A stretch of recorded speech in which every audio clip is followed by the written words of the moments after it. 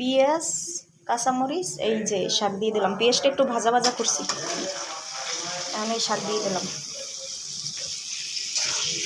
শাক ভাজি করি।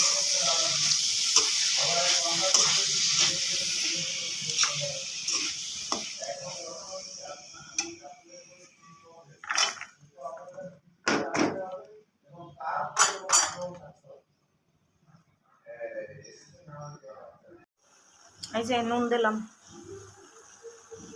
আন্দাজ মতো। লাল শাক ডেকে দেবেন না কোনো সময়, ঠিক আছে? লাল শাক উতলাটা কে রানবেন এই ভালো, ডাইকে দিলে রং নষ্ট হয়ে যায়।